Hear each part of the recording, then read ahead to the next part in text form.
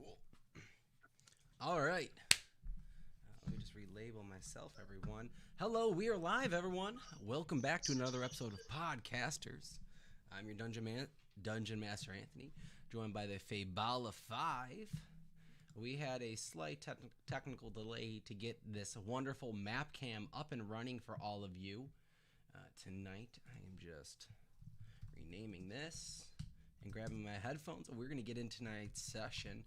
Before we do, I want to let my players tell you their favorite reason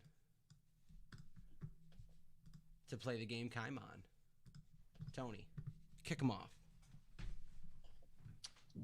Favorite reason to play the game Kaimon? That's tough. I like it because it is quick, but it's like the right amount of quick. You know what I mean? You can get a couple games in where other traditional tabletop games, you get one round in a day if you're lucky. I like that you can get a couple rounds in. That's my number one. I like how fast it is. Nice. I like that. Maximus, what would be your favorite reason to play the game Kaimon? Sometimes I can't decide if I want to play a game with cards or if I want to play a game with figures, and Kaimon lets me have the best of both worlds. It's like a good mix of both. I like that. When you just can't decide, why not both?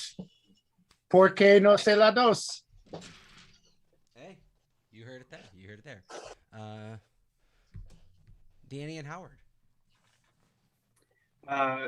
Howard's favorite reason why he likes Kaimon is the designs of the little creatures you get to play with. Like, how awesome and cool are those little creatures and stuff? Like, I like them personally. I think they're cool. So that's my reason. Cool. And last but not least, I'm Remus. And I like that it's easily accessible to everyone. Once Kaimon's out, it's not like a lot of some tabletop games. Some things are a little pricey. You've got to invest a lot to get into to actually be able to play the game fully and to enjoy yourself.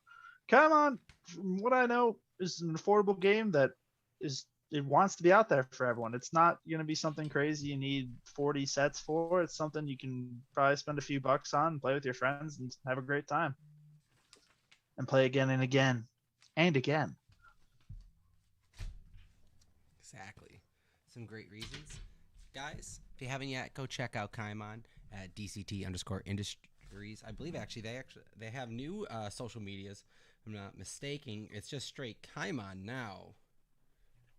Let me just check that for all of you. Oh, just noticed this. Has anyone been on Instagram recently and noticed that it just says Meta at the bottom now as you pull it up? Go Facebook for changing the company name. But anyway, go check out kaimon.tabletop.gaming on Instagram as well as on Facebook at, let's see, Kaimon. Just going to make sure. Just straight Kaimon. Go check that out. All right. Now, without further ado, let's pick up tonight's session. Where we last left off, you all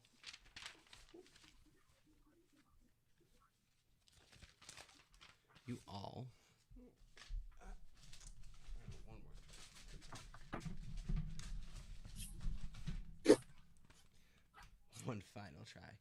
You all had entered into a presumable trap from Jarrell, giving him the time to rest up, and who knows what to do in preparation for your arrival back from his little pocket plane break that he gave for himself. You busted into a tent expecting a spectacle where you were instead greeted with a theme of sorts, a druidic ritual set with a stage set for what can only be your presence, which is required as you had entered the field and had started a combat with zombified forms of each of yourselves. Terrifying as this may be, you all quickly defeated them. Corvir, the silver dragon, aided quite a bit, with Jarrell finishing his final card, attempting to open a portal, which Howard said, not today, too. Looking very pissed off at Maximus as he turns around, seeing you're the one in his direction. We pick up before combat initiates. Would anyone like to do, say, forever now, hold the peace?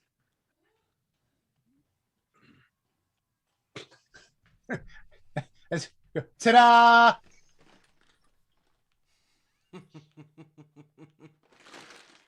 Make a persuasion check. I'm sorry, straight charisma check. Straight charisma check. All right. 14. There's a grin that just kind of comes from Jarrell's face as there's a twitch.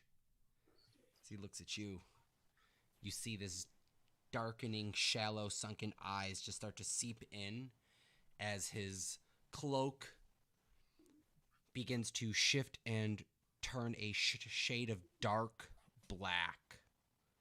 He grabs for the sword at his hilt, flicks it out. The iron handle on it glows, and a red blade appears. Everyone, perception checks from everyone. 22. 6. 6. Frick. Okay. Where is my placeholder for Maximus at this moment? I have him. I just need to take him out. Let's see. What colors are you wearing, Maximus? I think purple. Wearing purple? Yeah. All right, I'm going to use the spectral image for you for this moment. I don't know where my mini was for you. I believe you're over here. Now, who rolled higher than a 20? Higher than a 15? For the perception check? Do you all... Oh, I rolled a 22. I'm sorry. Okay, that's like I thought I heard it high.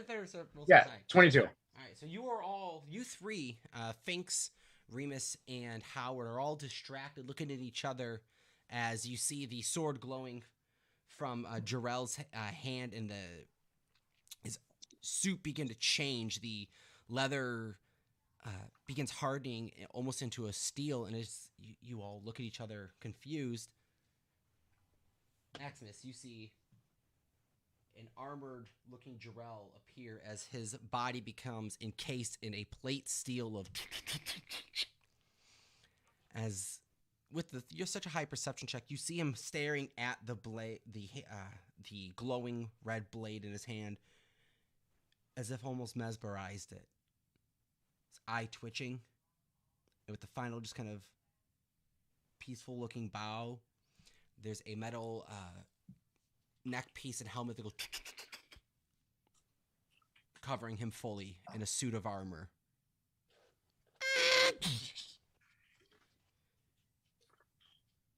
Jarrell, you can stop this madness now. It's not too late to save you. We know you made a whole bunch of pacts. Instead, join me. Underneath my rule, you will be stronger without all of the hassle and the slavery that you have going on there. Make a persuasion check with disadvantage. As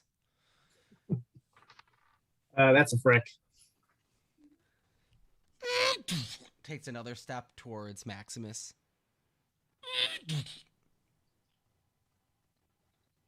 Oh, I'm so glad you're not listening. Let's kill him. Roll for initiative.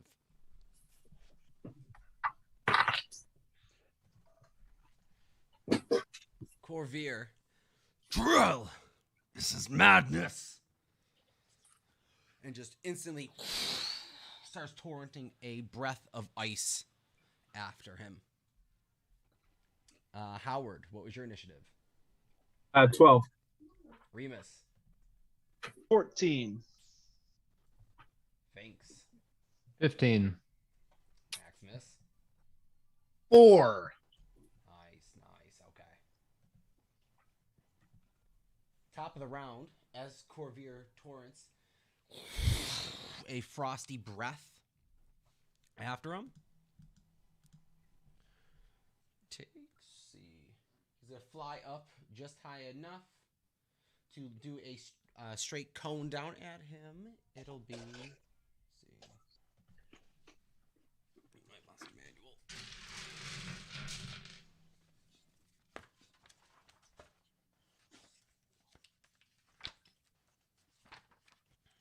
Silver. Okay.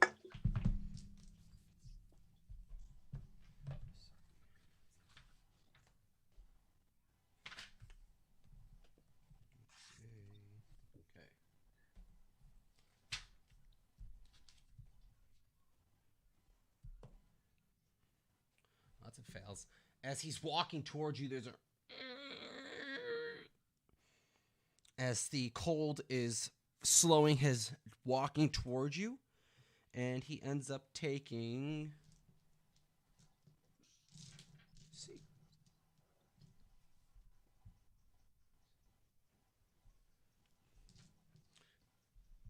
48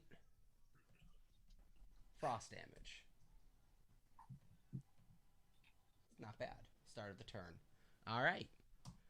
Finks, Remus, Howard. You're all up. All right. Finks had his spiritual weapon up from the last encounter. Is that still there? We will say yes, it is. I don't remember because we had a Monopoly board scene. So, where did you wish to have it? I guess next to me is fine. I don't remember where it was, so I'll let you replace it if you want. It's just kind all of. right. Let me just put it on Jarrell then, because I'm going to swing. Got it. It is the bat. All right. So let's make an attack with that.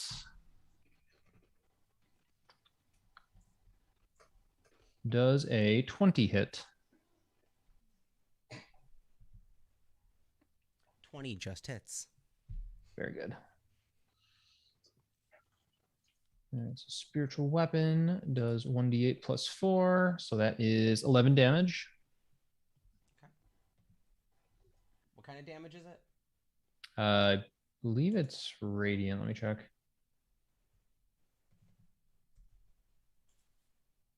Yeah, no, sorry, force damage for the spiritual weapon. Radiant is my next thing. Okay, I see.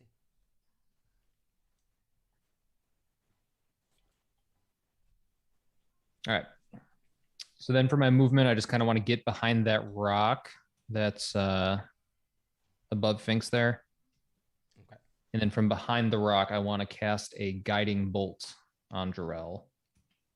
Over here? No, the one to the right. My right. There you go. Yeah. Just to obscure me from him. Okay. And from there, I'm going to take a pot shot with the guiding bolt. Make attack roll. Oh, nat 20. 27. That hits. That Gross. hits. All right, 8d6. Here we go. I think I'm going to crash D&D Beyond. 31 radiant damage. Wow. And whoever attacks next, Remus, will have advantage on their attack. Wow. Sneak, yeah.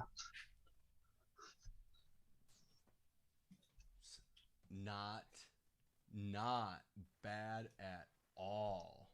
It's a good round one so far. Very good round.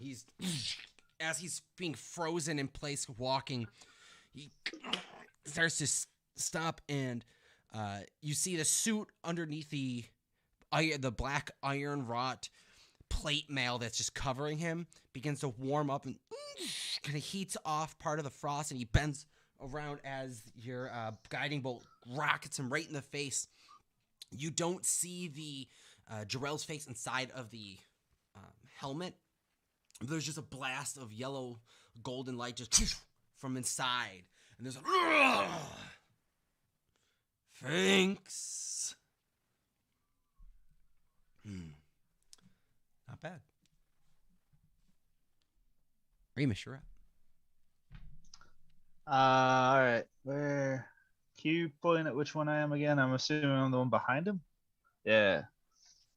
All right. I'm gonna sneak up behind him and use my lightsaber sword on him. All right, you're running up behind him. Yep. All right.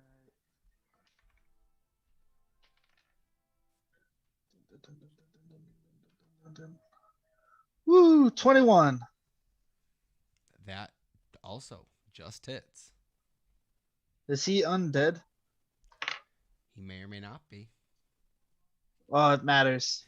You did see that the guiding bolt did a little bit extra damage, so yes, he is. All right, tight.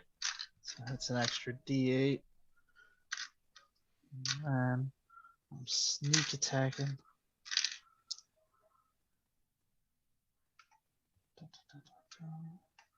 I love the sound of all the dice Ricky is grabbing, but I do not love it when Anthony grabs just as many. Right? It's such a great sound depending on who it's coming from. It's okay. I got a plan for Jarrell's set of moves, so you guys will like this. 4d6. Okay. That's +5.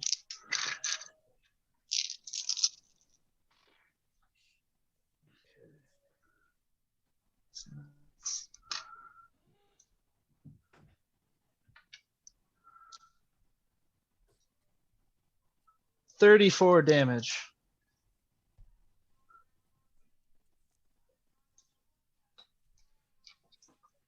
Wow.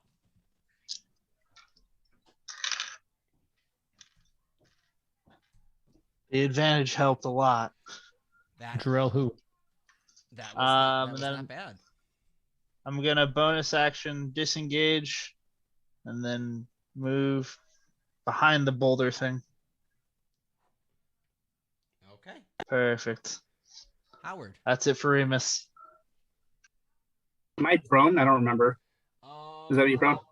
I'll say you didn't do anything as an action. I'll say you stand up if you were knocked prone, if you wish to. Yeah, Sure. that's fine. Believe I have my Shadow Blade still enacted.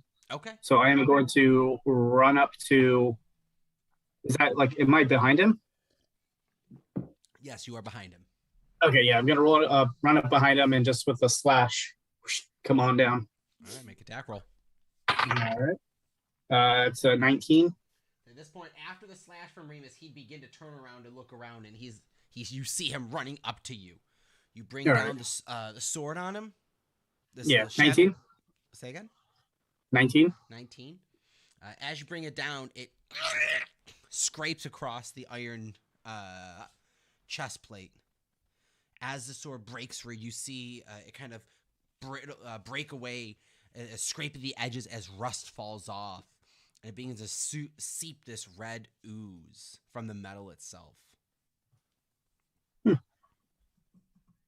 Well, that didn't work out as I planned, and then I'm gonna back off like 10 feet. Okay. Okay, cool. Back out 10 feet. Yep. Sweet. Okay, his turn. Let me see. I can't remember if he has this, and I can't remember what spell level it is. Or not spell level, the casting time is real quick. Because Danny, you got up in his face and...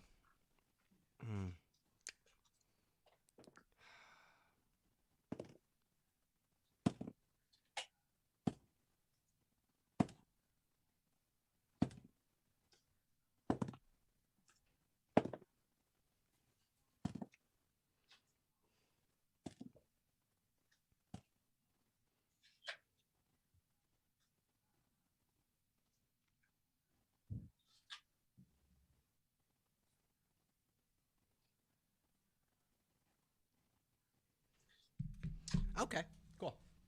So.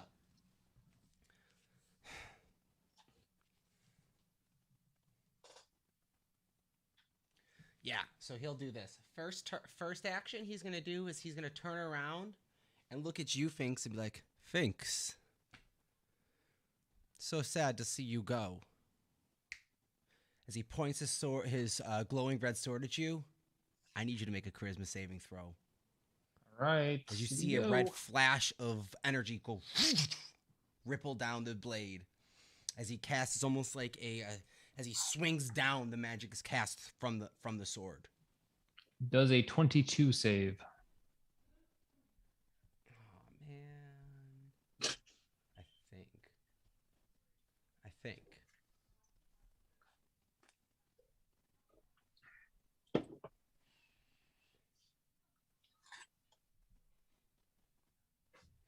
As you feel your body begin to shift out of existence and falter, you materialize and stay stuck to the ground.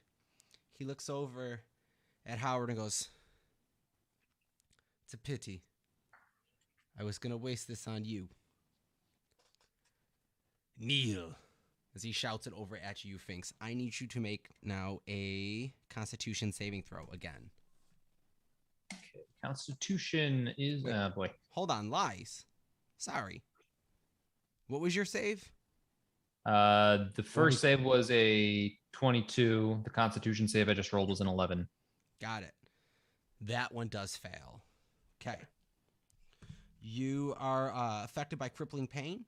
You have you cannot use any speed higher than 10. You have a disadvantage on attack rolls, ability checks, saving throws, other than Constitution saving throws. And if you want to cast a spell, you must succeed on a Constitution saving throw, or casting fails and the spell's wasted. Okay. You can make a Constitution save at the end of each of your turns. To cure? To be able to not have to roll with disadvantage or make those Constitution checks. All right, cool. So, say you're hit with pain. All right. He's gonna then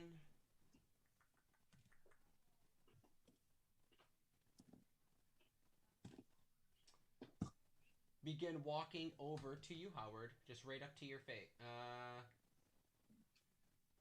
No, he's then gonna walk over to Maximus. Get right up in your space. Maximus, you're up. Thinks you're gonna be on deck. Is his armor like sealed up enough that if I were to use shape water on the ice from Corvair, that I can drown him inside his armor? Make an intelligence check.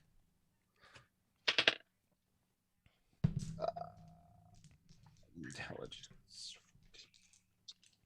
14. 14. I mean, there really wasn't that much water to really drown him. Like, to drown someone, you need a continuous, like, heavy flow of water, heavy rush. All right. Okay. Then what I am going to do is I am going to cast Chaos Bolt. All right, make attack roll. All right. We've got a nat 20 plus 6. Does that hit?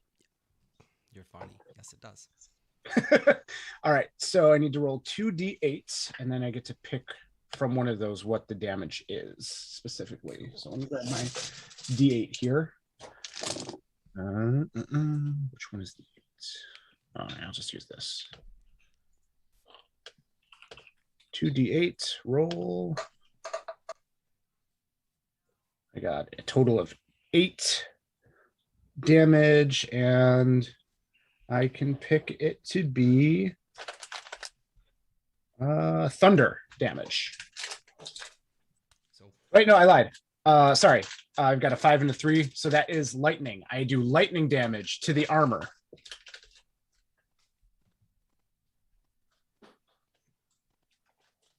okay, cool. So as you bring it down, There's a bolt that ripples through the sky, infusing with the Fey connection to the circus as it has been plane shifting from the Shadowfell, from this darkened land of Barovia to whatever Fey dimension part of the Feywild it's becoming. There's a pink piece of light. There's a pink streak of lightning that actually comes from outside of the tent. Comes ricketing through, hits him. It kind of charges the suit a little. He has a little twitch feature in his face, and he just begins to kind of grin at you a little further. You're new. I wouldn't mind seeing what you can do. I also have to roll for the Wild Search table. Oh, please do. And Uh-oh. Level 5 Fireball at Finks. Level 5 Fireball at Finks. no, but you can tell me what I need to roll again, because I rolled a frick on it. So I've got to roll now for something random. What do I roll, 100? Yes. Yes, you do. All right. I love the wild magic table. Is there... Come on, summon 100. unicorn. Are you guys ready? Let's do it. Let's see what happens. Here we go.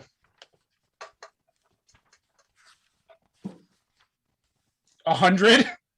Oh no, I rolled 100. You it can't be regain good. all sorcery points.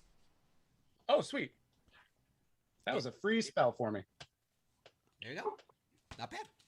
Okay. Cool. And then I will use my movements. Oh no, wait, because if I move, he can get a attack, right? No, because I'm not. You're Raiden. He is up in your space. So if I move, he gets the yeah. All right. Unless you have a way to bonus action disengage, but I do not believe you do. I don't believe I do either. Just let me double check really quick. Bonus action. Remus on deck. Howard. Nope. That's it. Got it. Okay. He's actually, we're gonna do this. He is gonna use one of his legendary actions and pull out a potion and take it. You see him, Maximus. You see him pull out a red swirling potion that's got like a continuous siphon to it. Thick, goopy red liquid that has this kind of wax seal on it. He peels off and. Can I slap it out of his hand since he's right in front of me? I'll let you He's doing contested, this. I'll let you make a contested sleight of hand check. All right. 17.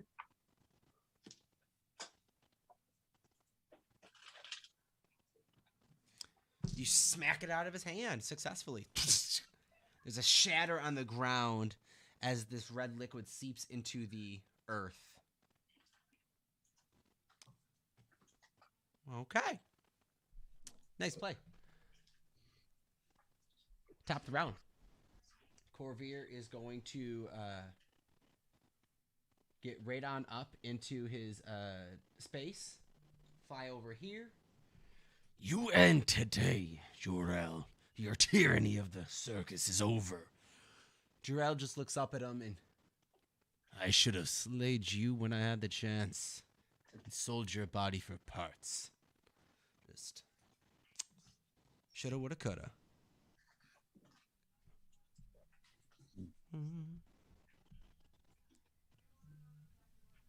Okay. All right. Let me see. So, he is going to do his Frightful Presence on him. And he needs to make a Wisdom saving throw. Which he succeeds. And that's going to be that. Yeah, gave it a shot to frighten him. That would have been nice. Finks, you're up. Remus on deck. So to cast the spell, I'm at disadvantage, but what about to use an item? To use an item? Specifically the bracelet that allows me to use Big B's hand. If you try to cast a spell, so you're going to cast a spell, casting a spell through an item, this would require a Constitution saving throw. All right, let's roll them. Go for it. Ooh, good. 21. As you go to raise your hand, and this green ring, bracelet on your hand, glows up with this energy. It just fizzles out as you cannot make the synaptic connection to cast it. All right. Bonus action, attack with the force weapon. Okay. And that's technically an attack, so concentration or constitution as well. No, just disadvantage. Okay. So that's him. Spiritual weapon. Nope. That's a frick. Okay. So no good, but it does move next to him. Okay. And real quick. All right. And then can I make my constitution save to try and shrug this thing off? Okay. Yes, you can. All right. 14. 14. As you try to shrug this off, you are still feeling this gut-wrenching pain in your stomach, kind of hunched over. And what was it? Was a 14. What was the attack roll to hit with the hand? With the disadvantage, it was a 1. Unfortunately, well, sorry. 8, but all right. Sorry about that. All right, Remus, you're up next. All right, let's see.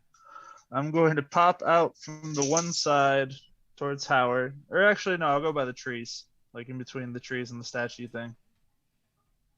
I'm here. Like in between the two, or like in front of them. So like 2 squares towards Howard. Yeah, that one. Got you. I'm just gonna throw 2 daggers at Drill. Throwing 2 daggers at Jarrell. Make those attack rolls. Dun, dun, dun, dun, dun. You would get sneak attack on one of these, as he is currently occupied with Maximus. The first one is a 22. That hits. All right. And the second one was a 17, so I don't think that hits. 17 does not hit. First one does hit, though. Roll damage. Oh, God. All right. Yeah. Oh, Matt, hold on.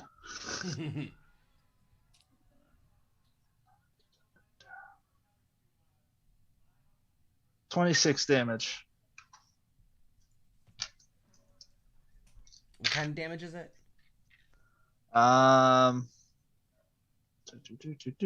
Just psychic?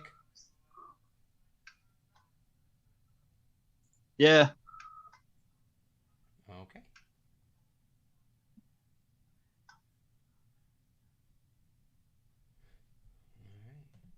And then I'll try and pop back 5 feet away from him and bonus action hide amongst the trees and statue. Okay. Make a stealth check. That's gonna be 21. 21. Okay. Let's see. I'm just curious. Okay. And that's it for Remus. All right. Howard, what are you doing? Okay, so the armor that's connecting like around his neck to like a helmet thing, is it like fully sealed, or is there like a gap in between? Make a perception Like the check. breastplate area. All right. It looks like he's wearing a full suit plate of like rusted, like black iron gated, like iron wrought metal, almost like a suit of armor that's been sitting out in a forest that's for years and years and just weathered by the elements. But it has this very strong durability, and surprisingly, it is allowing him to move. Okay. I rolled a dirty 20 for perception. There's small cracks in between part of the plate metal. Okay. But this is some heavy duty armor. He's probably rolling with disadvantage for stealth checks. Gotcha. All right. I'll save that for a moment. In the meanwhile, I'm going to, with my Shadow Blade sword, focus all my energy into it and let the shadow immense, take over. And I'm going to run up towards the little or statue, whatever that is, platform there in the middle, 10 feet away from him. And using my Shadow Strike, I'm going to attack from 10 feet away. Okay, make attack roll. All right. That's can't math right now. 25. 25. That hits. Yeah. All right. Let me roll damage. 3d8.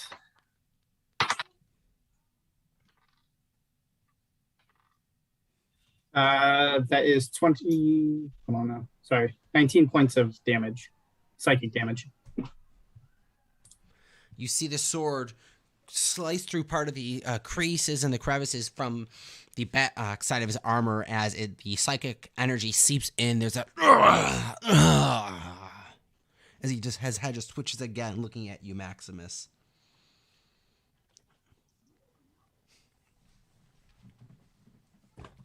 And that's my turn. Okay. Actually, I'm going to shout out real quick. It's not too late to join me. Make persuasion check. Dirty 20. He spins around, his head over his shoulder. I've made my choices in my packs. The final one comes at more of a price, but should be more than enough to finish you all off. And as sure. And with that, he's going to use he's going to use another legendary action to grab a second vial from his pouch, from the side, being a little cautious now from Maximus, seeing what happened to the first one. This appears to be a standard health potion. Swigs it, and you see him kind of the front of his helmet removes itself. You see him staring at you. His face looks dark, twisted, and his skin that has this kind of ever-present glow to it, in a creepy way. He always has this like charm about him. It's sunken away. His skin is shallowed out. His eyes have dark black rings around them. He has an undead look to him. But let me roll for my potion.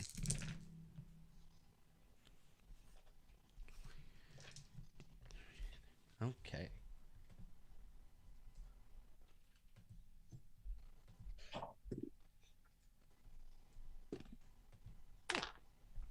All right, not bad. Top of Jarrell's turn. He's gonna go. Well, you like to have a nice quick mouth. Let's see if you can get yourself out of this one. We'll see you later, Howard. I need you to make a charisma saving throw for me.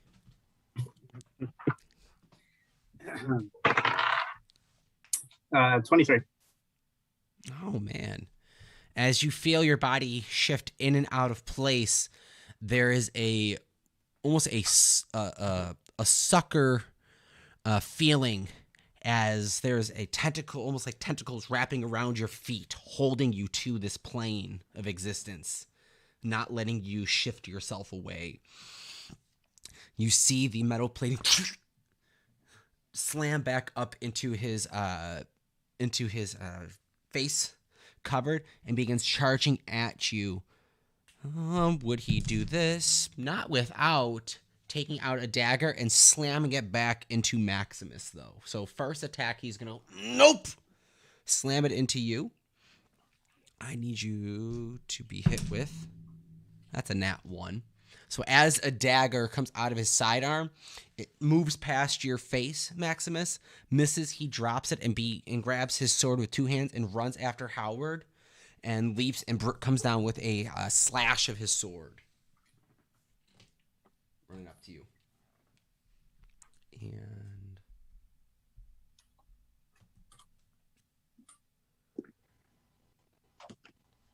does a 15 hit? Yeah. Okay. I'll take it. All right. Actually, I'm going to do the, what is that? Invocation. Let me get back to it real quick. Sorry. Where'd it go? Entropic Ward. So he has to make it at disadvantage.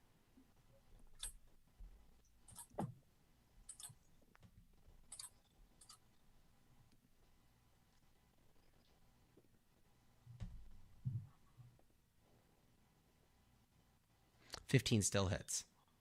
Okay. Yep. And it's going to do 6 points of slashing damage as the swords comes down and starts to cleave into your shoulder blade. You feel your skin begin to be chipped into, and as the blade kind of slits into part of the robe, it dealing you 6 slashing damage. You suffer an additional 4d8 necrotic damage for 23 total necrotic. Damn. Okay. As your shoulder begins to kind of be eaten away as if it's been hit by necrotic decay. As a sword, he pushes it further into your shoulder, pulls it out for his third attack, and swipes again at kind of like the under part of your rib cage. That's a 21 to hit. Yeah, that hits. And that's going to do 7 points of slashing damage. Mm-hmm. 22 points of necrotic.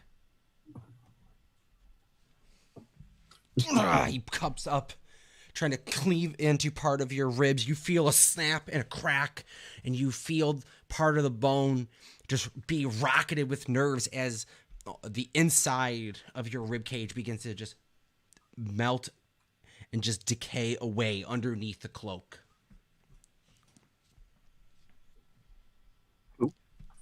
How's that for a following? I just got this coat fixed. Maximus. All right. I'm gonna cast Chill Touch. All right. Is it a save or an attack on your end? It's an attack. Make attack roll for me. Does a 21 hit? Yeah, that does hit. Okay, and then we got 2d8 of necrotic damage for 4. And if he is undead, then he gets disadvantage on attack rolls against me. Okay. You don't want him coming after you with that sword, do you? No. Prefer not. Howard, you see him as this cold, chilly hand swoops up behind you and just rakes it through his almost kind of like a ghostly image just passing through him. He just breathes it in, not looking hurt from the attack. But he does suffer disadvantage on his next attack. Not bad. Or does... Go on. Okay. It just says also, it says on a hit, it can't regain hit points until the start of my next turn. Okay. So. Okay, good to know. Yeah. Not bad.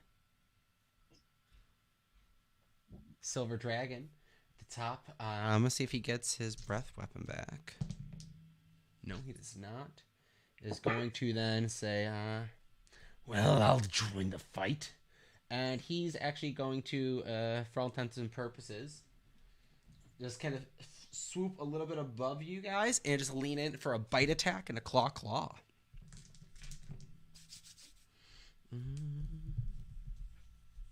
Yeah, bite and claw. So, miss, hit, miss. So, claws. 2d6 plus 8. 7. Okay. No problem.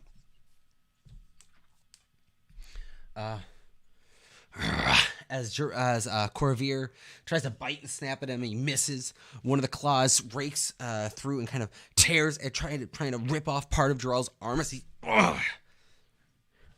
I think you dislocated it. He snaps it back into place.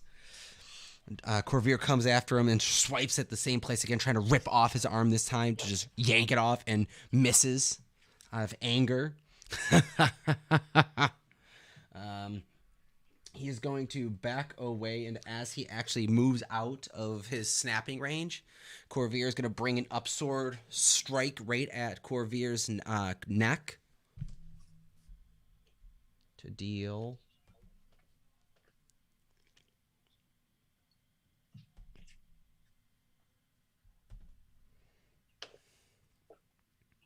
Hits.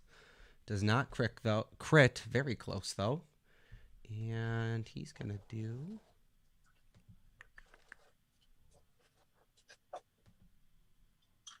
10 plus 20, so 22 points of damage total. Not bad to the dragon. As its reaction, and then he's going to use one of his legendary actions and launch a fireball from his hand, firebolt, that flies in the direction of Corvair. And in a 20-foot radius from how Corvair was direction-wise, he's going to make a save. I need Howard to make a save. And let's see. Boom.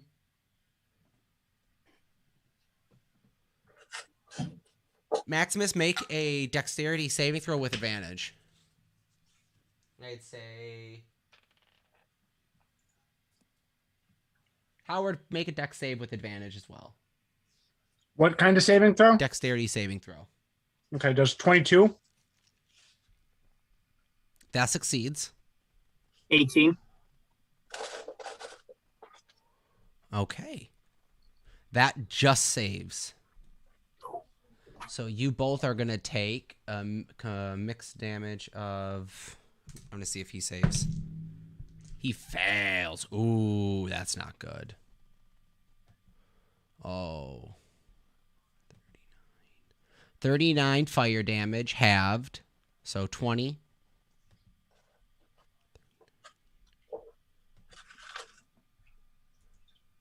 And then 34 necrotic damage, halved is 36, so 10, 18. 17. Wait, 34 is 17. 17 points of necrotic damage. Thank you. Who takes this? You guys take those. Who's it from? Was it from Jarrell? Or From Jarrell, as he used one of his legendary actions to launch a ball of fire that it's a red orb forms out of his hand as he just kind of lifts it in the direction of Corvair and goes hits Corvair with the blunt of it as his wings kind of encompass around to try and take the majority of the hit, and just some of the outlying fire fire blast reeks out and hits you and Howard. Okay. So that bracelet thing I have halves fire damage as Okay. well. So does that 10 go to a 5 then? Yes. Okay. So you stack halves. And then Jarrell takes 3 psychic damage and moves 10 feet away from me. Okay. So he steps back 10 feet out of you guys. All right. Meanwhile, Howard. Go. Unconscious.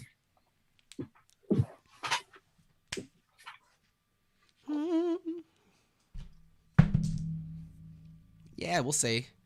He fails that dex, and will Howard, within the last glimpse of your sight, as they fade black, you see a potion fall from Jarrell's buckler as he gets knocked back 10 feet, and your vision goes dark. Maximus, you would have seen this as well. And Remus, you see a vial fall next to where Howard was standing.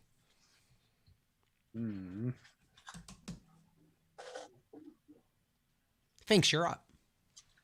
All right. Finks is going to struggle to walk the 10 feet forward. Okay. And I'm going to attempt to cast the Bless spell Since Howard's down, unfortunately, I will cast it on myself, Maximus, and Corvair. Okay. So that is a con save. Does a 13 allow that to pass? It does not. Okay.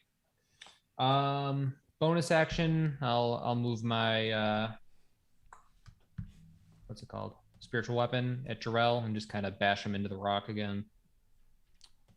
Okay. So with disadvantage. Yeah, give him attack roll.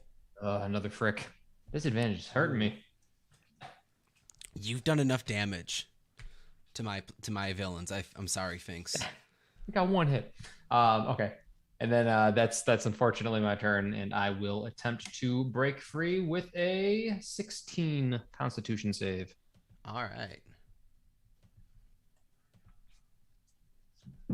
And 16. See? 16 does not save. All right. Can I take one more action? To do? And when I say action, just speech. Oh, action. yeah. Oh, yeah. Yeah. I'm going to call out to Jarrell and plead with him. Jarrell, release me. I can help you. Finks knows the way.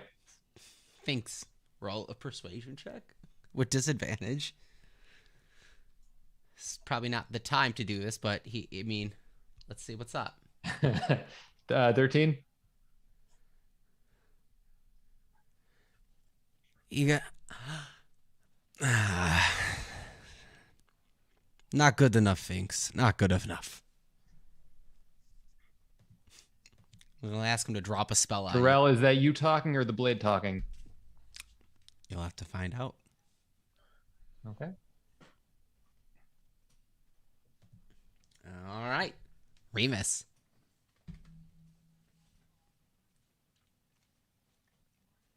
So Jarrell, Finks is in front of Jarrell, right? Or is he across the way? Finks is Is over anyone here. by Jarrell? Jarrell is by himself. That's fine. Let's see. Howard's on the ground. I'm hidden.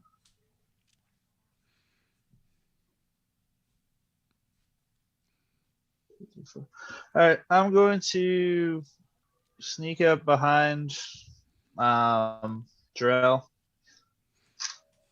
And I'm going to hit him with my lightsaber sword.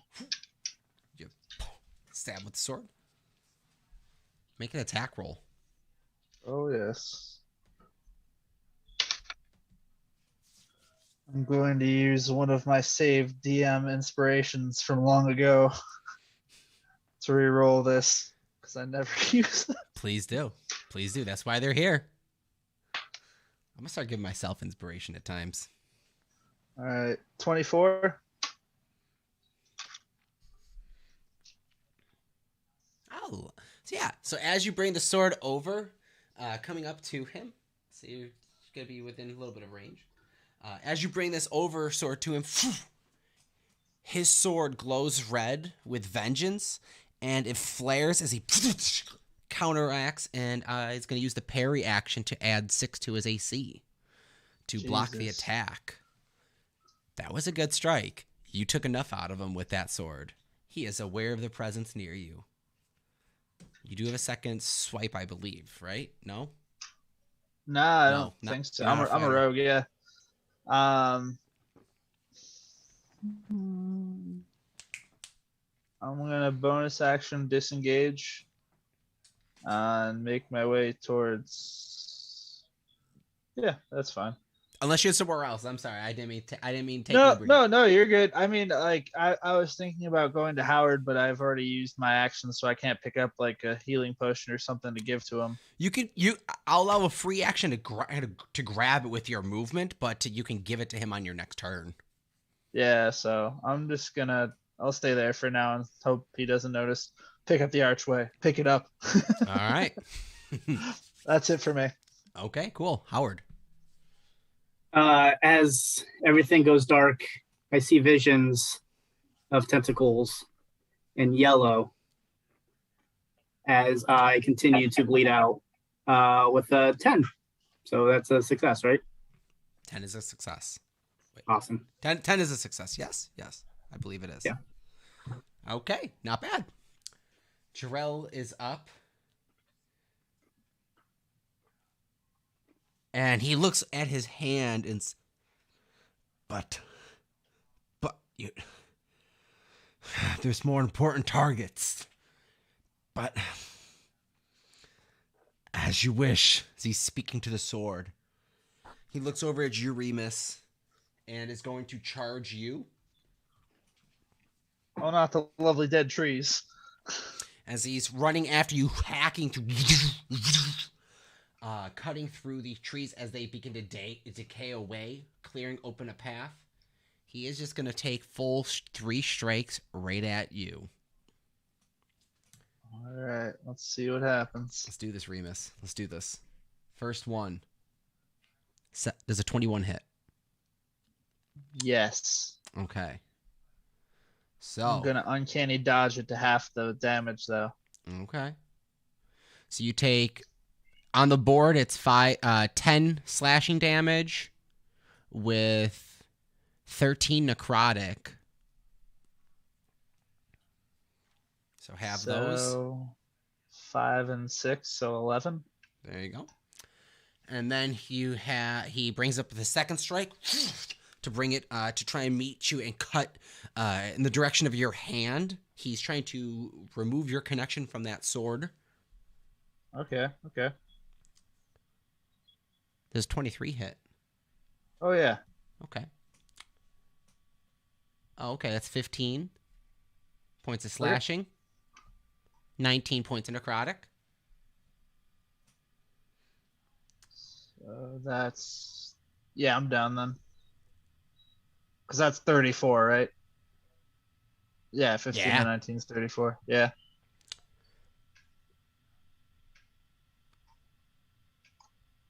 He's gonna take a second swipe at you. Well, that's the third one, but yeah. Or he's gonna take the third and final swipe at you. 19 to hit. Yeah.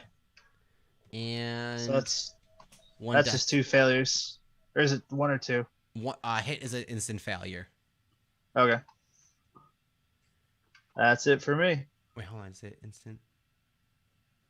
It's not an instant crit. A crit is 2 failures.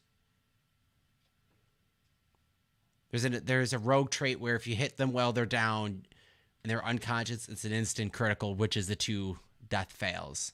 This is just the 1, I believe. We're gonna let it be. All right. That's his turn. Maximus. All right. I'm going to use my feline agility to run over, pick up the potion, and then run towards Howard. Pick the potion. You're at Howard. Give it to Howard. Howard. Roll a d4. Plus twice.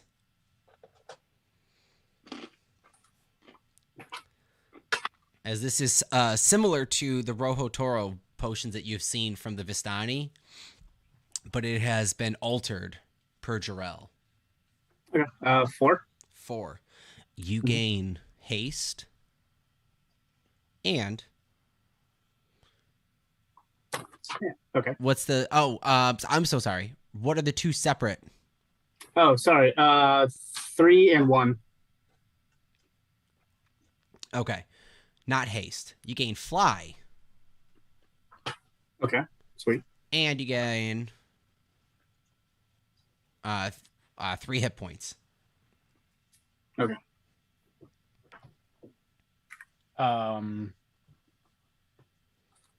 You're up, by the way. You are and you feel yourself start to kind of just levitate off the ground a little bit. Oh, I'm like instantly flying already. Like you could feel your body just slight, like the levitation is taking hold on you, and you're just like kind of this like is nice. essentially like Essek levitating. Like you just naturally you begin to like kind of just. I can't do anything else, right? I'll allow that be a bonus action to burn. Okay, because it would have just been like a scoop, Boom, here. drop. Quickly, hastefully. All I want to cast Infestation, my Okay. Eldritch Blast at Jarrell. 14 for Constitution. The nat 20, he succeeds on that. All right. Eldritch Blast. Oh, the armor keeps away bugs. So as you launch this pool of just these little critters just come shooting out of your coat, hands, pockets. They go just bouncing off of his steel plating chest. He's just looking at you now. He is going to use a legendary action. And is going to say, maybe you're the real trouble here. Make a charisma saving throw for me as he points the sword at you. As there's a pulsive energy goes. You said charisma? Correct. So nat 20 plus 6. You feel your body begin to shake and shift and about to disappear, and there's this earth, the feet, as your feet touch the grass and the earth, there's just a comfortability, and you're used to being in the Feywild, and you just kind of hold your connection to it and just resist it. You guys succeeded against 3 different banishment spells. I'm impressed. That would have sucked. I'm using pretty dice. Not bad, not bad. I picked the pretty ones today. Okay. Top of the round. Corvair is going to...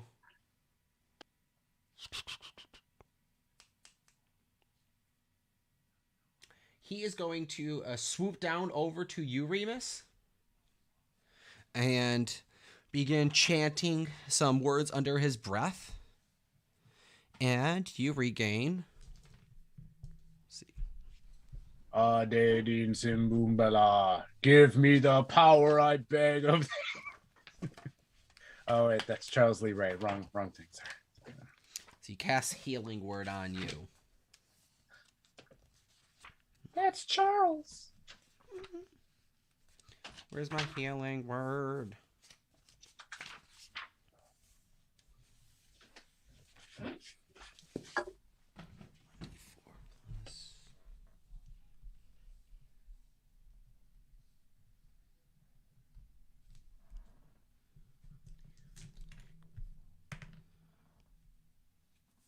$10 points of health.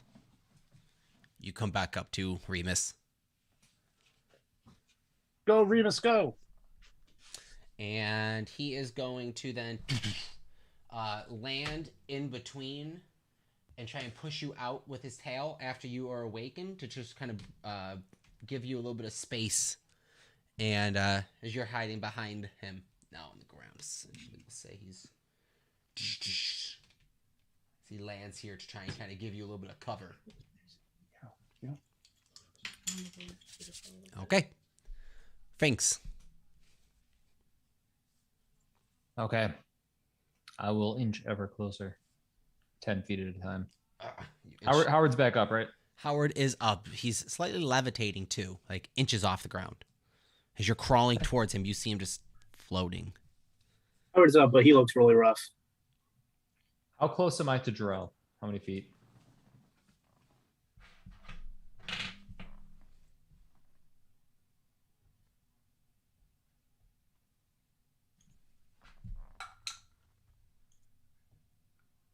$25.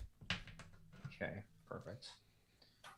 All right, I'm going to attempt to manifest the Calm Emotions spell centered on Jarrell. It's a new one. Is it in the player's handbook? Yep. Okay. New one for Finks. All right, so Constitution save. Oh shit, nat 20. Yeah. Let's go. Okay. No, that's just to cast the spell. That's just the cast. So I can do it. I hope. Give me a second. All right, I'll read it. You attempt to suppress strong emotions in a group of people, each humanoid in a 20-foot radius sphere centered around the point of your choosing. Jarrell must make a charisma saving throw. A creature can choose to fail its saving throw if it wishes. If a creature fails, choose one of the following 2 effects. You can suppress any effect causing the target to be charmed or frightened. When the spell ends, it resumes. And then alternatively, you can make a target indifferent against a hostile creature. So what I'm attempting to do here is to appeal to Jarrell. If the blade is charming him somehow, to give him that like moment of reprieve to figure this out. So last a minute, he can choose to fail his save if he would like to, or if he needs to roll, he can roll. What's the save? Charisma 15.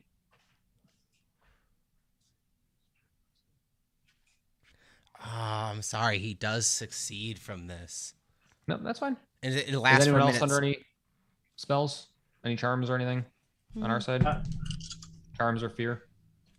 No one else is under any charms or fears. So after he succeeds, does it remain? The sphere remains there as long as I'm concentrated on it. I don't know if he has to keep rolling though. Does it say at the end once saved, it doesn't? They don't apply to the effect. Yeah, it doesn't. It doesn't say it. It keeps going if they're in the area. So I'm assuming no, it won't work. Okay, once they've succeeded. Okay. Yeah. Okay. All right.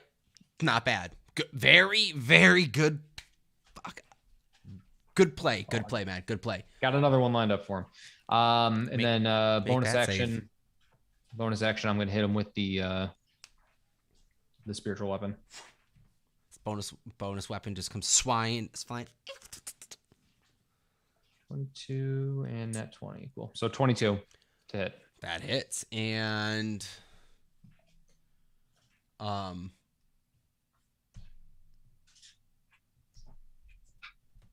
make your Constitution saving throw. 19 damage to hit, and Constitution saving throw is a 21. Does that say? Did you roll the attack with disadvantage when you hit him with the nat 20? Yeah. Wait, I'm sorry. No, the nat 20.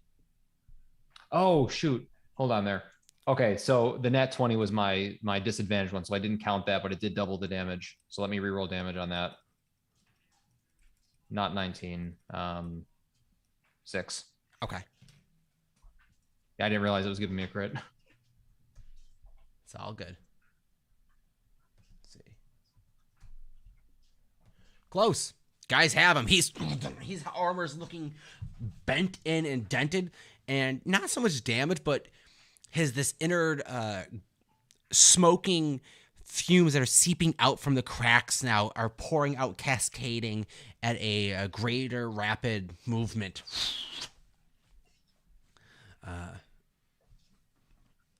Not movement. Kind of like it's kind of the smoking out of him at quicker at a heightened pace now. Whether it being from all the radiant damage being brought to him or actually being low on health. Not bad though. Remus, you're behind a silver dragon that is trying to kind of keep you from being hurt. I have a few questions. What's up? I Drop them. So, What's up? my first question is about my armor Yes. and the feature it has where I can turn into a swarm of spiders. Yeah. Now, is that an action or reaction, or what is that?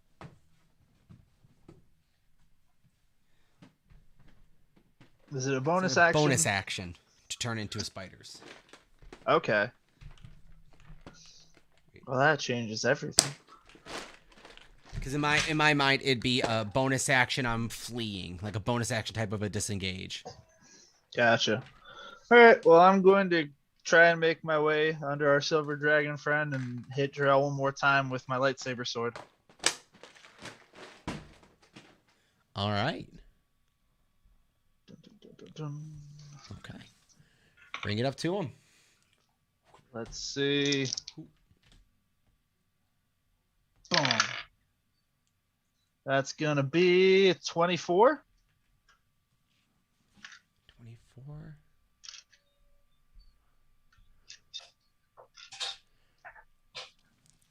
Once again, he's going to use his reaction to bring up the sword. It's almost as if the sword is the one commanding the body at this point in the reaction of being blocking from him. As he's staring at his back is over from where he just was hit by the spiritual weapon. He's looking around at Maximus, and it's like his head is acting separately from the sword in the hand. That's like as it comes bringing it down. He's gonna use that reaction to parry. He doesn't like the radiant sword. That's okay. But now he doesn't have a reaction anymore. Doesn't have the reaction. So I will bonus action disengage and then go back behind Corvier. All right. I'll say you get 3/4 cover behind the large silver dragon wing. That's almost like a large silvered shield protecting you. Howard, you're up. Maximus on deck. All right. I am levitating. I know the effect because I used to fly before. Am I aware that that's what I'm doing now? You're aware of the Rojo Toro, and you are just aware that you were given health, and you can put the 2 and 2 together. I have wings. I'm going to shoot up 60 feet in the air. And I'm going to whip out my book. Okay. My trusty book. And I'm going to open it up to the page with the yellow sign. And I'm going to slam my hand on it. And I'm just going to start chanting an abysmal. Arise, Yellow King, in my stead. Arise, take out this imposter that doesn't want to do your bidding and doesn't want to come to my side. Arise, arise. And I'm just going to keep chanting that to see if anything happens. Make charisma check. Persuasion. Right. Persuasion? Okay. Dirty 20.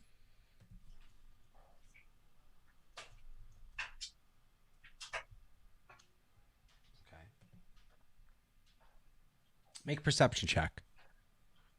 As well as anyone else that Finks and Maximus, perception with disadvantage. Perception's 13. Perception with disadvantage. Mm-hmm. 22. Okay.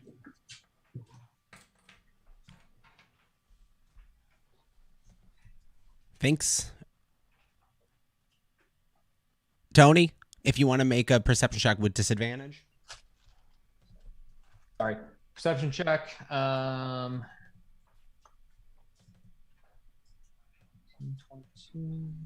That is a 6 with disadvantage. All right, Finks, you do not see this. Yep. But Howard. Uh-oh.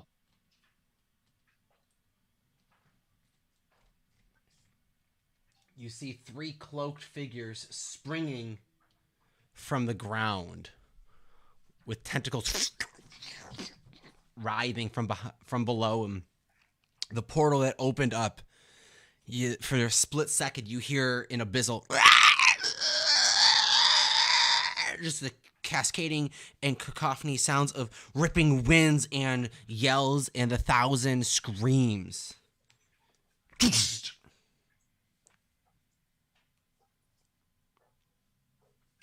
Not bad. Feast up, boys. I'm going to yell out. And basically see, they probably won't listen to me, but like see if I can command them to just basically attack Terrell. Persuasion check following. Okay. Two separate persuasion checks. That's for here. You see there that there are these brown cloaked, robed, what looks almost like monk-like robes, very simplistic, and there are these yellow tentacles that are slithering from beneath the cloaks. Sweet. 22 persuasion. Okay. Feast up, boys. No direction. I love it. Other than just feast up. Love it. Well, to like attack Terrell is what I said before. To attack Yeah. Terrell. Yeah. I see. Yeah. Clarifying. Clarifying. Please. Huh. Yeah. See who's first in their way. Maximus. I'll feast. Not bad. Okay. Jarrell.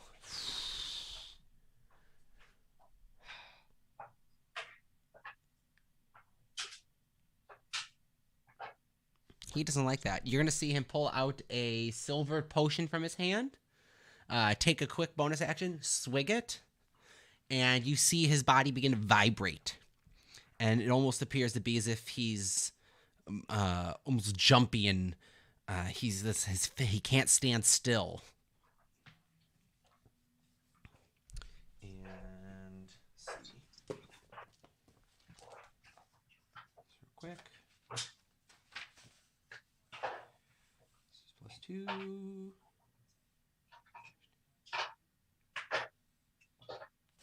Okay, so we can use that. Sweet. So, you see him move with heightened speed as he runs over to you, Maximus. Quickly runs right on up. You blink for a moment, and he's in front of you. He's going to make a single swipe at you. That's a nat 20. Damn. The two hands come cleaving up your chest. 24 points of slashing plus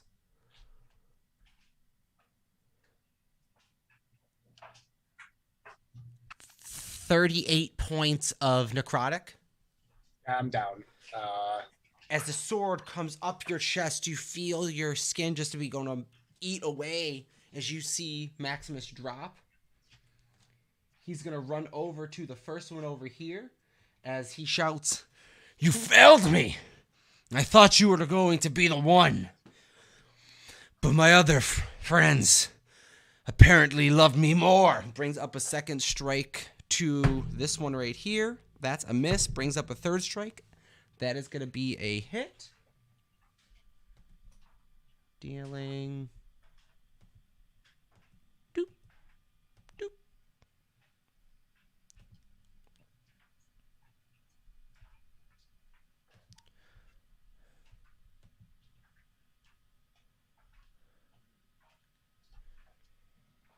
You see this one is dropped down. Gonna jump over to this one. And that one's gonna hit. And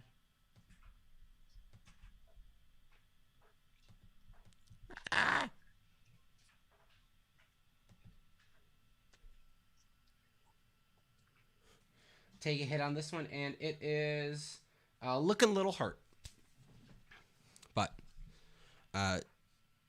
it kind of heals over as the sword kind of comes at its swinging through the gut, a little wide, and it looks like it dealt some damage, but nothing as the first one it runs up to and just cleaves in half as he's running through. He's then going to use a second action because he is hasted to take another potion actually, and he is going to heal up some more.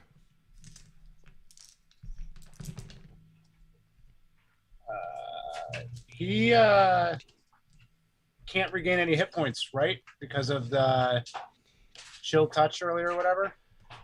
Because I still haven't had my turn yet. Even though I'm dead. He's not supposed to be able to heal up any.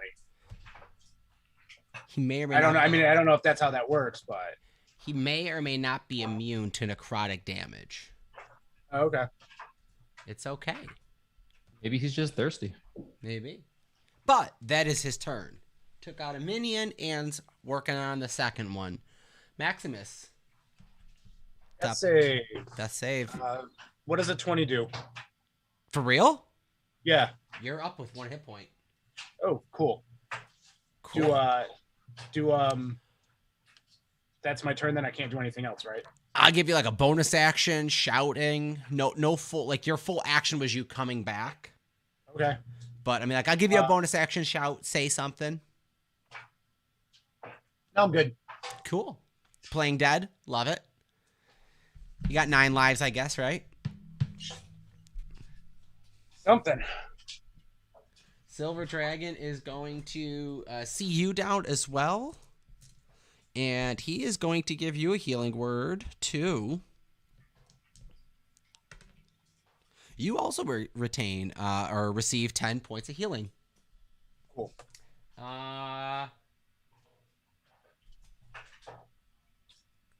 He looks over at you, Remus. He goes, Remus, an early present. I was going to wait till after, if we survived, but he rips off one of his scales. And you see it begin to glow as a silver, essentially looks like a mini crest-looking shield. And he tosses it to you. It sits in the palm of your hand. It begins to glow. He goes, activate it. Use it for cover.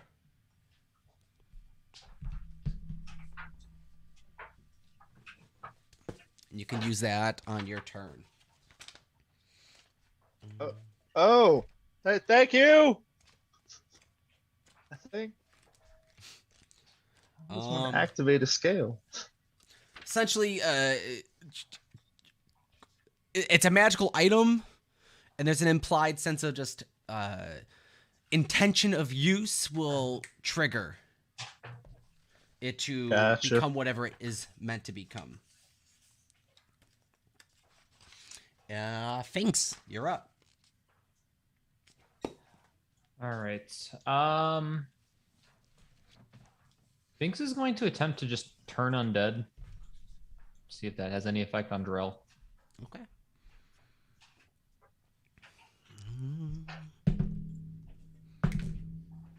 Oh, he rolled with advantage too, and he still fails. It's an ability. It's not a spell too, if I believe.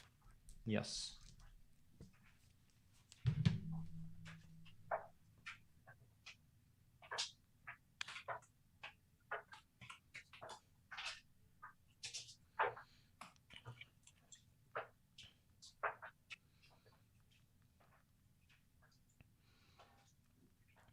All right, and so he must stay. He must use his turn to get a. Basically, yeah. For the next minute, he's running away from me. He can't take reactions, and he can only basically just run away. Okay. Let's see. That's correct. I haven't turned undead in a little bit. All right. Each undead that can hear you within 30 feet, make a wisdom saving throw. If it fails for 1 minute or until it takes any damage. Okay. If it gets attacked, then I think it gets to try again. But Okay. yeah, as of right now, he's running away from me at maximum speed. If he's undead, apparently he is. All right. Bonus action or movement action. I'm going to attempt to get 10 feet closer to Maximus. Okay, hold on 1 second. What's happening to me? Just moving closer to you. Got it. Head rubs. Yeah. Ricky, check your phone. Oh, looks like you are. Cool. 10 feet closer. You're working your way there. All right. Did you make your check on saving? Nope. Let's do that. Does a 18 free me from this prison? 18 does not. Oh my gosh. Never gonna be free. All right. I'm good. All right. Remus, you're up. Things you said they can no longer use reactions. Undead? Yeah. Let me grab that. I just got rid of it. Turn undead.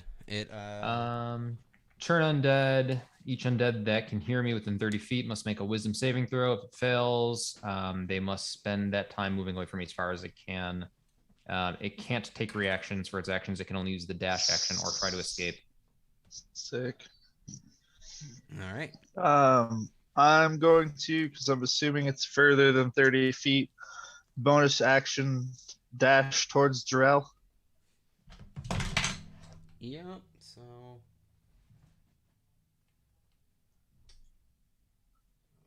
30 feet would get you over to here. Is it 5? I want to say it's going to be... Yeah, It's 45 feet to get to him. that's fine. All right, so you're within range of him. Yep. So I'm gonna hit him with that sun sword again.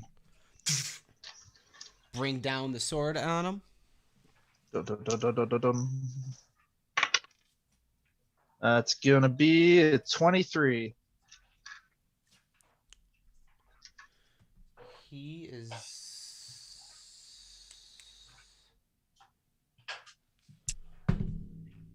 He's going to take it. Because he wants to save his reaction. I thought he doesn't have one. Oh, shit. Oh, wow, yeah. Well played. Well played, Finks. Took away his parry. So that's gonna be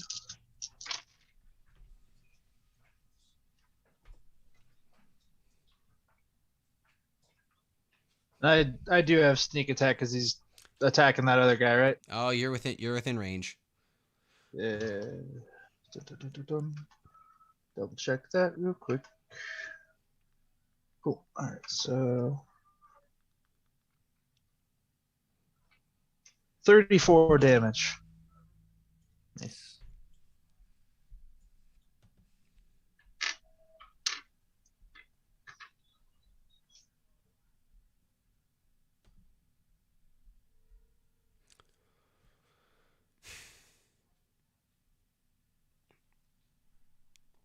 How do you finish off Jarrell? Or at least this armored plating of sorts. I want to go for like, since he's been reacting with like his sword, more like take off like at the shoulder, where the like the armor and the shoulder plate meet. You're gonna Just cut through that. You're gonna Vader him. Just cleave off. Yeah. Cleave off a limb. Cleave off the whole arm. Wow. You have the higher ground in this situation, I believe. Maybe I added an acrobatics roll, make it look cool. Sure. Don't frick it. I hope not. 16. Sure enough, with your acrobatics, you hop up, skim along part of the stoneworking, leaping over Finks. Finks, with this flow of just combat, you break forth from this constitution hold that Drell has on you as Remus comes down on him with the sunblade, cleaving off the hand. Screaming in pain as it drops to the ground, the hand writhing in motion, as if it still has the nerve endings attached to it. Jarrell's body drops to the ground without his shoulder, without his arm attached, cut off at the shoulder, screaming in pain, rolling around, and it begins to stop. At first, you see the armor begin to melt off of his body as it just pools into this black goop and just seeps away. As the goop seeping away, let's see real quick, right here. As the goop seeps away, it crawls and inches off. The flare of infernal energy about his body, these small little stubby horns, begin to recede and push into his head as he looks like he has the most powerful migraine ever as he clutches it. This glow to his skin recedes even further, emphasizing on this death and decay about his body. And you see the tentacles coming up around him that had conjured the cloaked shepherds, Howard, as you do recognize them, as they... We always collect our debt. He's always supreme. As they hover over to him, the one removes their cape, their cloak. You recognize, Howard, as this is the one that has you've seen the mind flare of the shepherds comes down to his chest, busts through his skulls, and they begin to suck portions out of his forehead. Howard, Can I slide down at this point? yeah, Like, you could fly right down up as this is onto him? happening. Howard, as you see this, you feel this gnawing pain on your forehead. Not actual pain, but almost like a phantom pain. Because you've experienced this before. Make an intelligence. Make a wisdom check. Okay. Wisdom is 13. You see him as he is being drained of his levels of power, essentially. As the Yellow King sucks away part of the power that has been gifted. Whatever demonic forces and devilish forces he had been given have faded away. The billy goat-like legs revert back to this little halfling body, as there is a skin tight to the bone, withered vessel of Jarrell. The last of the armor has seeped off and just melted into the ground. The hand comes up and stabs itself into the ground, the blade humming, and then turns off. Handle drops to the earth, energyless, seemingly. Howard's going to walk up to Jarrell's body. Is he still alive, or he's just basically gone now? Make a medicine check. All right. Medicine. Oh, not bad. 19. Jarrell's body looks pretty lifeless. Okay. He looks as if he's been dead for quite some time. That's okay. Howard's going to 19? take out. I'll say 19, yeah. this looks like a body that has been laid to rest easily years ago. Whatever toll his body has taken has exceeded what he could handle. Okay. It doesn't matter. Howard's going to do it anyway. He's going to walk up to his lifeless body. He's going to take out his favorite siphon dagger. He's going to kneel in real close to his withered face. And he's going to hold him up by the top of his head where his hair used to be. I never told you, the Yellow King never told you, did he? I am your father. And I'm just going to go up with the siphon dagger and just kind of like cleave all the way across and just, keep a trophy. And with a very, very clear act of evilness, Howard, you feel the dagger attune to a further solidification to you. Very Beautiful. Pretty sadistic, man. That's kind of messed up. Yeah. It wasn't like just like, I'm going to kill you. It's like, he's dead. Let's go beyond it. There's no pooling of blood. There's just a little puff of dust. Okay. As the body drops limp. And they go collect the dust afterwards, too. All right. With that, the two shepherds disappear, not without the one looking at you going, "Outward." Yes. Don't forget. Spread the word. Disappears.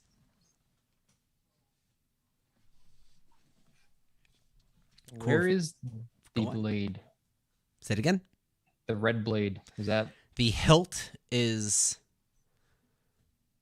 The black hilt of the blade is sitting on the ground next to where Jarrell's body lay. Okay. His hand has turned into dust. No armor is covering it.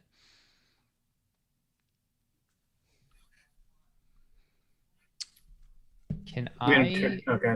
Oh, is someone going to take this? What do you thing? guys wish to do? Go. I'm going to try and get rid of it. Do your thing. I was going to cast and see if Anthony, maybe we should ask you this first. I've got the Banishment Spell. Okay. And that's intended for creatures to send them back to their plane of existence. Would this count as a creature since it's like seems to be somewhat sentient? Only one way to find out. All right. Here you go. Casting it. For visuals, we'll have like spectral chains just kind of like circle the ground and then like latch onto this thing and try to pull it in. With this one, as this is happening, Maximus, Corvair utters a... Does anyone speak Draconic? Like I speak it? No? Okay, so no one hears the final words as he sings in Draconic, "Here comes the sun, doo-doo-doo." It's a great rendition. As you feel this warm breath of air kind of hitting you, Maximus. It's got a little chill to it, but he wakes you up. You have 9 hit points.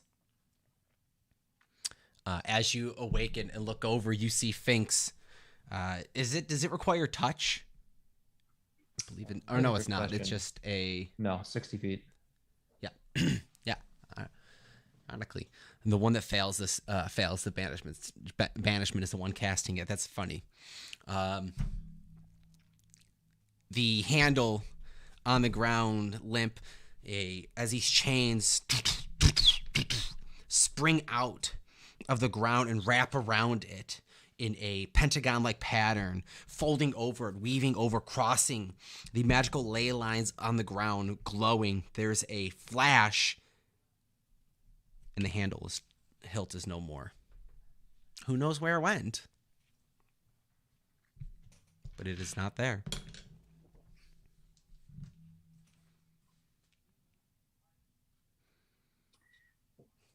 All right, guys. Well, thanks. Now that you're the leader, I think it's probably a good idea we get out of here so we don't continue traveling. Yes. Corvair, can you fly us over the fog? Is there a way out? I will not be going from the carnival. I wish to stay in the Feywild. This evil has shaken me enough for once. I wish to return home. And I'm sorry, Finks. The rest of you. I will give you what I can for help and aid. But this I cannot, for I do not wish to be trapped here. That is quite understandable, Corvair. And for your troubles, let us pay you. And I'm going to reach into my bag and pull out 10 of the little silver stamped coins. Oh, that's fucked. And hand it to him. We appreciate everything you've done for us and helping us get rid of this dirtbag. So, yeah, it's been fun. Say hi to the caterpillar for me. Nice. Real quick, just so you're aware, Maximus, you have inspiration gifted from Blackrock Joe. Cool. We've just been running back and forth nonstop, so nice job. Alrighty. He looks at you, goes, Thanks, Joe. Will do. Don't know who that is. But I can do that for you. and looking at the coins, he goes, He never figured out how to fully enchant them. hands them back to you. For protection. Okay, thank you. No problem. You see that the silver coins, as they're frosted over, it's almost as if they've been left in the freezer. The metal on them is coated in ice, and as you're kind of rubbing them to see, kind of like to defrost them, if you will, you see that there is a little shield emblem pressed on them.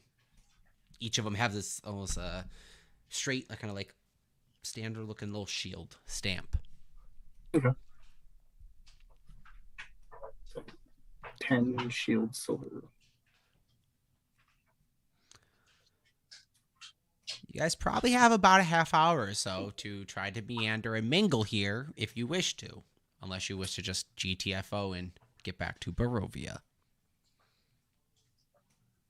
All right. Well, no offense to you, Max. I don't really want to go back to the Feywild, so shall we go? Let's go. I've been there. Let's see what else is out there. I agree. Does anyone wish to do anything? Can I do like a quick sweep of the room? Just make sure there's no like, I don't know, other entrances or anything like that we might have missed. Make who wants to do an investigation check? Raise your hands. Sure. I'm not good at these. Sure. 14. Okay. 19. 19. We're just going to be a little preoccupied with Jarrell's body if it's still there. The body is like, it's still there. It looks almost like almost like a mummified body, just like tight and like the skin tight to the bones and just brittle. Okay.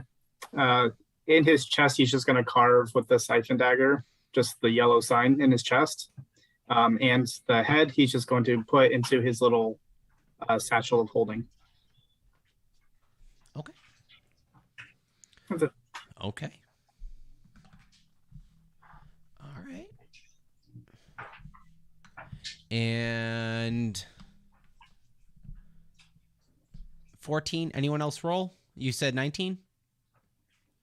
Ricky, did you do investigation? I did not, but I can. If you wish to, you see everyone's kind of looking for a way out. Finks, you see that there is no other way out as you're kind of scoping around the place, making sure nothing is gone, or no other way in and out. Remus, you're just kind of looking over this shiny scale sitting in your hand.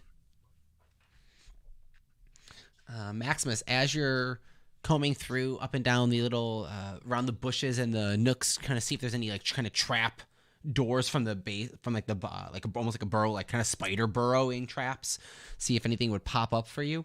You see that there is a patch of grass that looks like it has a little kind of giveaway, and it looks kind of almost like fake, as if it's a secret door or something, almost like a patch of dirt and earth that there's something off about it. Can I investigate that more? Sure. Try opening it. Or... It's about a 2 foot around space, enough for probably about a body to pop up or go down into, and it's covered with some bushes, some sticks and leaves. And as you kind of reach at it, some of the dirt and earth as you're going to go paw away, your hand just kind of passes through. I'll shout to everybody, I think this is the way, and I'll push further in. Okay. I follow.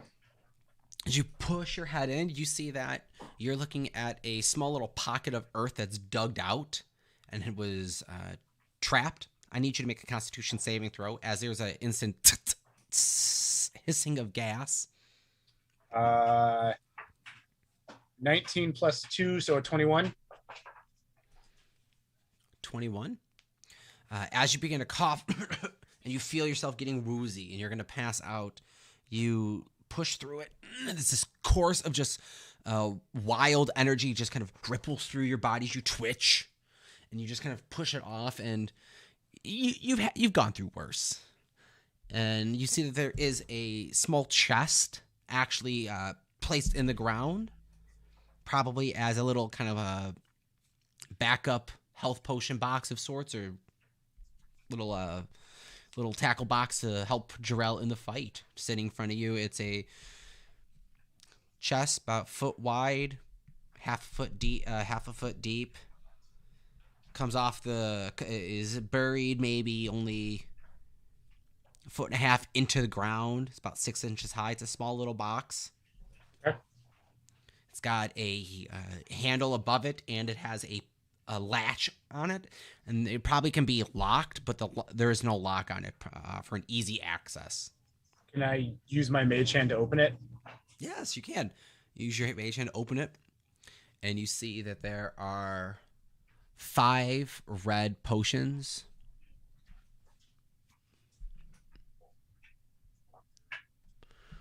The potions look like standard healing potions. There are 2 potions that look frosty and have this chilled look to them.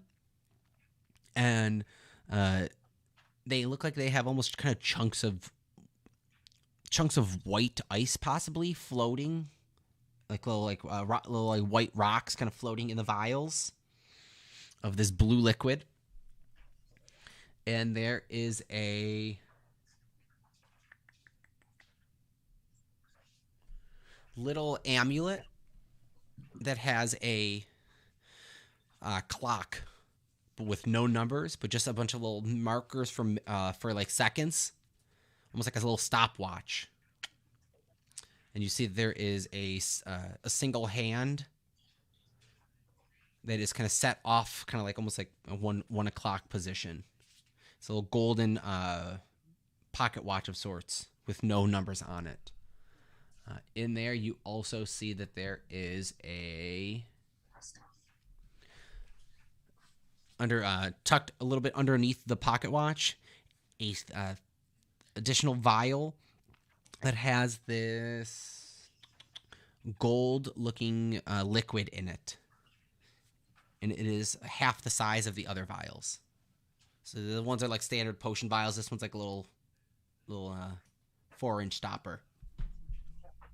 I'd like to look at the gold one. Gold. Make an investigation check or Arcana check. I'm gonna put that amulet on, by the way. Put the amulet on. Yeah, I'll grab out all the potions. I'll bring them up. Is there anything else in there, or was that it? That is it in that. All right, so I will have grabbed all that, and I can just kind of, if Remus wants to look and see what's going on. I just wanted to see if it was similar to a different gold vial I used to have. I got a 17. 17. This does not look, so it doesn't look like liquid gold like the last vial you had. This looks almost like you being familiar with the radiant damage that your sword does. This has more of like a glow, like a gold glow to it, like a hue of radiance. Okay. Let me see. Do you need attunement for this, or does this just happen?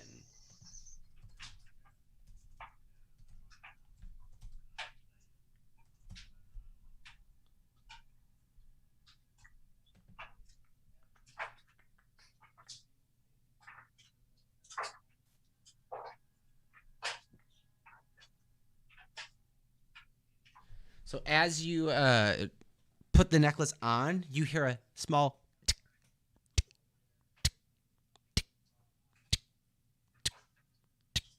ticking noise from it, very faintly.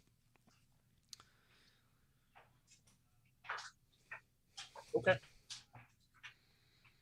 All right. So, what are you guys doing? Corvair. You guys probably have about 45 minutes or so. I wouldn't wait here long. You don't want to get lost in a nexus of a plane shift. All right, we should leave. Yeah, let's leave. Okay. Yep. You guys go to leave. Make survival checks as you try to navigate your way out of this carnival. That as you break forward, you see the sky does not have the gray hue at all anymore. At this point, it is a shock purple with ripples of blue and almost like polka dots of pink in the sky. There are pink and green clouds that look like cotton candy, and you can all smell cinnamon.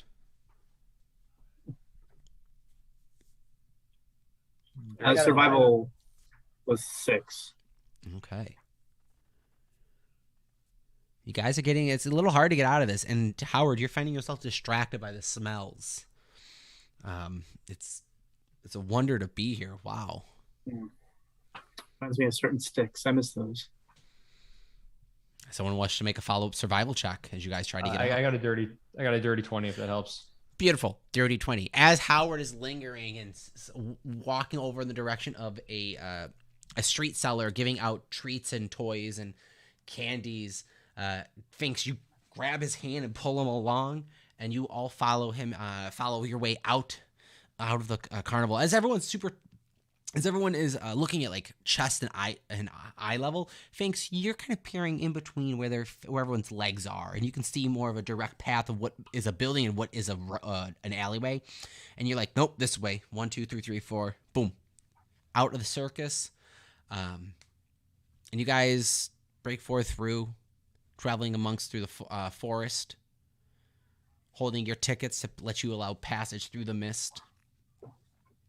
You do so and appear outside of the forest in the woods where you had encountered some werewolves previously. Do the tickets, they only work to go to the carnival, correct? They're useless to go through the mist otherwise? Make an intelligence check. 15. As you come back through the mist, you don't know the exact properties of what they allow you to go to as far as where, if they allow you to go to other places through the mist, but you notice that upon the return from the carnival, they're still around your neck on the little chains, and you're not suffering the effects of being in the mist. Okay. So you don't really know if they're gonna... Are we finding ourselves kind of like where we first came in? I'm remembering Azoth actually disappearing right around here. Yes, this is kind of right where you guys are doing this transition. Okay. Just trying to familiarize myself with our immediate surroundings, make sure we're not like lost again on the way out of here. You're very familiar where you're on your path outside of where you first went and were derailed into the carnival. Okay. You guys wish to do? What time of day is it? Look up at the sky. It is darker than midday. It's not night yet. You hear in the far distance.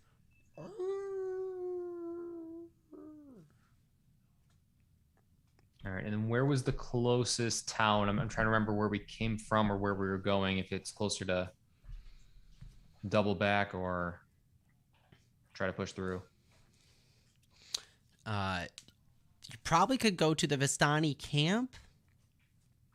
Probably they'd be the closest.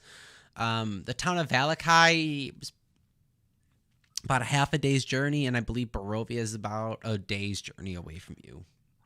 The village of Barovia is about a day's journey away.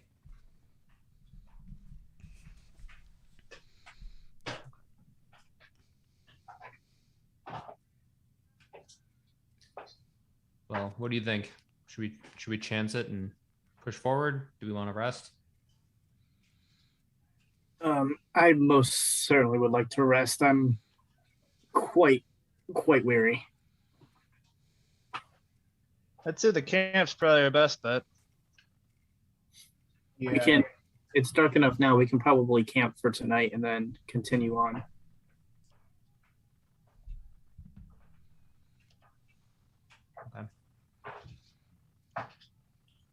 Okay. So you guys sit down and begin your camp for the night, all taking your separate shifts. I can take the whole shift. I don't have to actually sleep. Okay. Does anyone wish to do anything with their sleep before we hit long rest? Just the normal nightly ritual. Nightly ritual. Maximus? Anything I can do to figure out what this amulet is? Over the course of about a half hour before you clock out, you can add a Clockwork Amulet to your character sheet. Okay. Essentially, what this item could do is when you're making an attack roll against wearing while wearing the amulet, you can forego rolling the d20 and get a 10 on the die. Once used, it can't be used till the next dawn. Okay. Is it am I adding as an attunement item or no? It is not an attunement. Okay. It's a cool little item you got.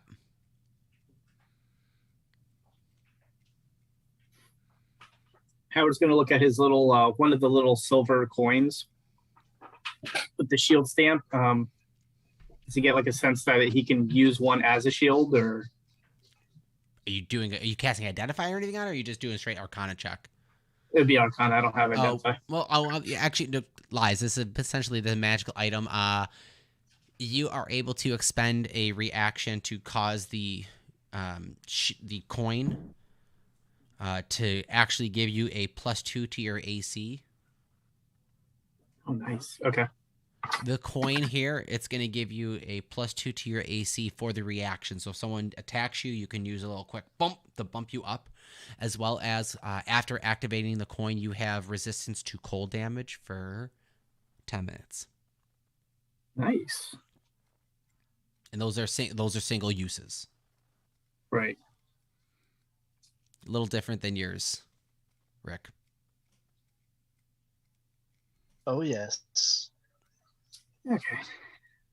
And then he's just going to go through his book and see if maybe the king will give him anything as far as like knowledge towards extra spells, or something more along the lines of like charming people or tricking people into following him.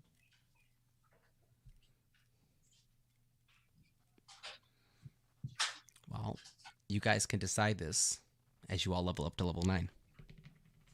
Oh. Okay. Nice. Oh. Big battle against Jarrell.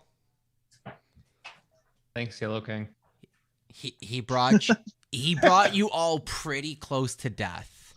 He was doing on average 30 points of damage to each of you. Plus hit both of you with like 65 point damage fireballs. Damn it. Plus, when you guys are high level, that means I can throw more at you. So let's have fun with it, guys. All right. Well, we'll discuss the level ups off cam. But before we get to that, I'm going to say goodbyes, everyone. Thank you so much that's been tuning in. You guys are awesome. BlackRock Joe, thank you so much. Thanks, Joe. You rock. We appreciate you. Jeff, thank you so much for being on in here. You're awesome. Everyone go check out DCT Industries. Check out Kaimon. Say what's up. Go follow, share, support, like our page, Podcasters Tabletop Gaming Podcast, as well as Podcasters_Tabletop Gaming on Instagram.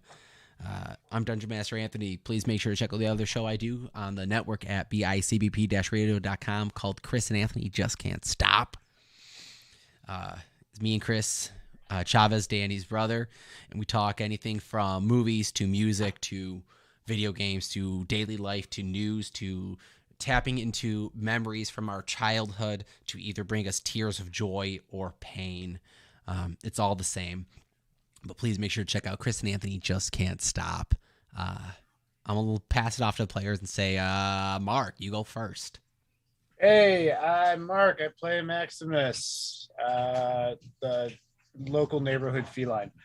You can follow me on the interwebs at themark716. Yeah, that's pretty much where we're at. All right, Mark716. Finks, Tony, take it away. Everybody, I play Finks. You can follow Finks on Twitter at Podcasters Finks on the Twitter. You can follow me individually at Phoenix Forged on Instagram for some miniature painting. Check it out. Howard. Howard, you can follow Howard on Twitter at PodcastersH. And I like to doodle sometimes, so if you want to check that out, it's on Facebook and Instagram, Ratfink Arts. That's RATPHINC Arts. And just to throw this out there, he didn't ask me anything, but he's a huge supporter, and you just mentioned him ago, BlackRock Joe. Awesome dude. Go check out his thing. He does a Grill Master videos every once in a while. They're pretty freaking cool, so go check him out. Go support him. Those who support us, we support as well. So exactly. Thank you. Yeah, guys, go check out BlackRock Joe. Good, Danny. Inspiration for next time. Sure. And last but not least, I'm Remus. You can follow Remus at Podcasters Remus on Twitter. You can follow me, Ricky Coates, at Rick_Coates on Twitter and Instagram. Sorry, I was just reading the little soul knife things for level 9, and apparently it looks like I may be able to teleport now. So that's pretty cool. Other than that, if you're in the Texas area, I will be there from Tuesday till next Sunday or Monday. So come hang out. I'll be playing with Keep Flying. That's about all I got. I think we start in Houston and just work our way around. So look at the dates at keepflying.band. That's what it is. check them out. Keepflying.band. Go check them out.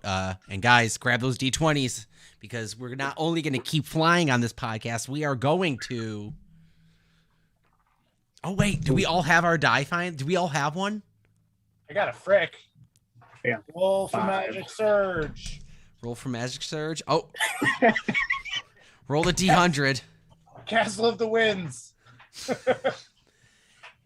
I saw someone use. I got a 17, but Tony, you just completely derailed my thought. Did you see the meme of someone that had their character saved on the flash drive that the mother put on the fridge with a magnet, thinking it was a magnet? No.